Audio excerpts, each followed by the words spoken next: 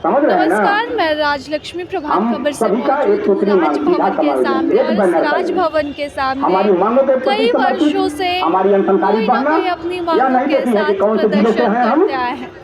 NM जुनम संघ जिंदाबाद, NM जुनम संघ जिंदाबाद।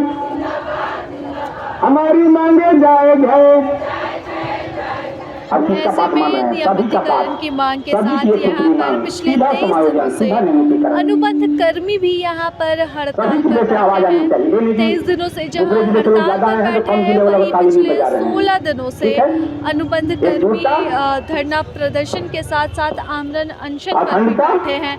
और आमरण अनशन के कारण उनकी स्थिति काफ़ी खराब हो चुकी है। ऐसे में एक बार जायज़ा लेते हैं अनुबंध कर्मियों का, जानते हैं उनकी स्थिति क्या बनी हुई है और अपने आमरण अनशन के 16वें दिन वह सरकार से क्या कुछ उम्मीदें रखते हैं। 16 तारीख से हम लोग हड़ताल में हैं और उसका रूपरेखा तैयार किया। 17 तारीख से अनशन में है, 24 तारीख से भूख हड़ताल में है, आमरण अनशन में।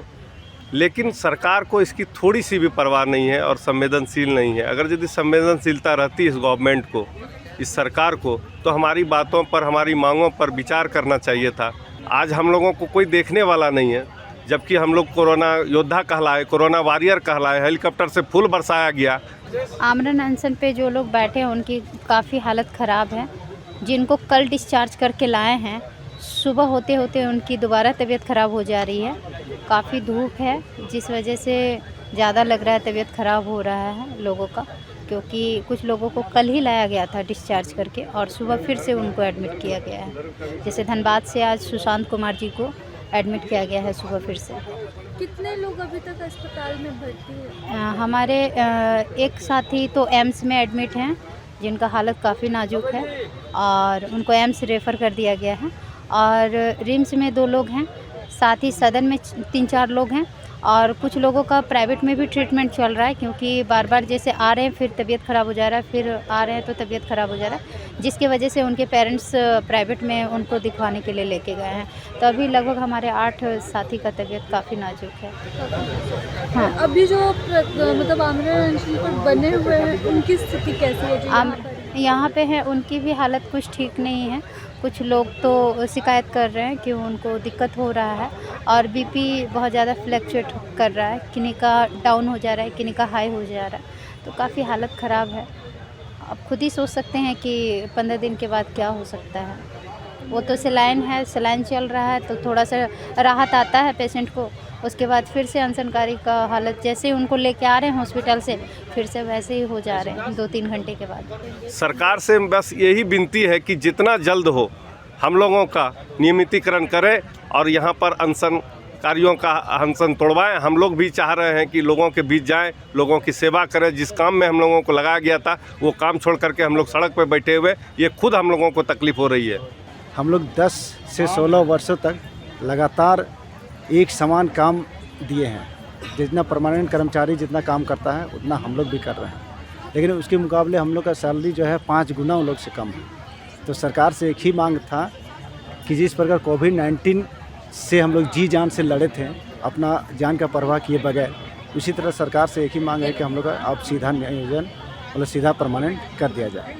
और चूँकि विभाग में जब से झारखंड मतलब बिहार से अलग हुआ है, तब से एक भी बार पैरामेडिकल नियुक्ति नहीं हुई है। आपने देखा होगा कि दरोगा की नियुक्ति हुई है, सचिवालय पंचायत सचिव की हुई है, सब सारे विभाग में हुई है, लेकिन स्वास्थ्य विभाग में अभी तक किसी प्रकार की नियुक्ति नहीं की गई है। जबकि बहुत सारी पोस्ट जो है अभी भी पूरा रिक्त पड़ा हुआ है। हम लोग चाह रहे हैं उसी रिक्त पर चूँकि हम लोग 10 से 16 साल तक काम अपना दे चुके हैं, तो हम लोग चाह रहे हैं उसी पर हम लोग का सीधा समायोजन कर दिया जाए। यही हम लोग का सरकार से मांग है। सरकार से तो हम बहुत उम्मीद लगा के रखे हैं।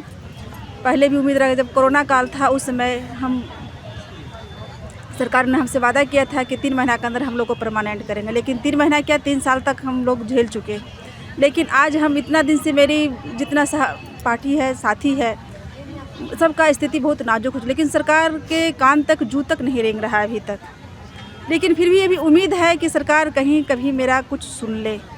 अभी तो उम्मीद कायम है, क्योंकि सरकार ने चुनाव से पूर्व ही बोला था कि अगर मेरी सरकार आएगी, हेमंत सोरेन की सरकार आएगी, तो हम 3 महीना के अंदर अनुबंध कर्मी को परमानेंट कर देंगे। तो उम्मीद तो है 3 साल तो हो गए। हाँ, 3 महीना में कुछ नहीं हुआ, अभी 3 साल हो गया। इसीलिए हम लोग बाध्य होकर अपने काम को छोड़कर हम लोग को अभी आमरण अनशन से लेकर हड़ताल पर डटे हुए हैं। कोई सदर, कोई रिम्स, तो किसी को एम्स अस्पताल में भर्ती कराया गया है। सभी जनप्रतिनिधि इससे पता चलता है कि अनशनकारियों की स्थिति काफ़ी गंभीर बनी हुई है और लगातार किसी न किसी का हॉस्पिटल आना जाना हो रहा है, जिस वजह से कई तो प्राइवेट अस्पताल में भी अपना इलाज करवा रहे हैं।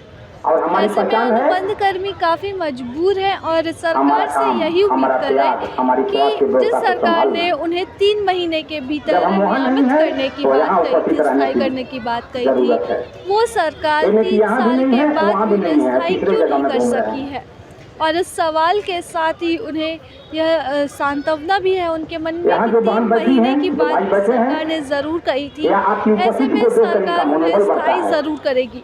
और इसी उम्मीद के साथ न सिर्फ अनशनकारी आमरण अनशन पर बैठे हुए हैं, बल्कि हज़ारों की संख्या में यहाँ पर अनुबंध कर्मी भी पिछले 23 दिनों से डटे हुए हैं। इनकी उम्मीद बस इतनी है कि हेमंत सरकार इनकी बात सुनेगी, इन्हें स्थायी करेगी और इन्हें भी वही समान वेतन मिलेगा जो अन्य स्वास्थ्यकर्मी जो स्थायी है उन्हें मिलता है। तो हम कम से देखने वाली बात है कि इस बात को इनका थोड़ा स्पष्ट कर ही सकते हैं कि हम आपके साथ हैं। कब तक चलेगा और 5 बजे तक सरकार हम यहाँ इनकी बैठेंगे बातों को और जो कब भाई तक बहन को सुनेगी। रुकना होगा।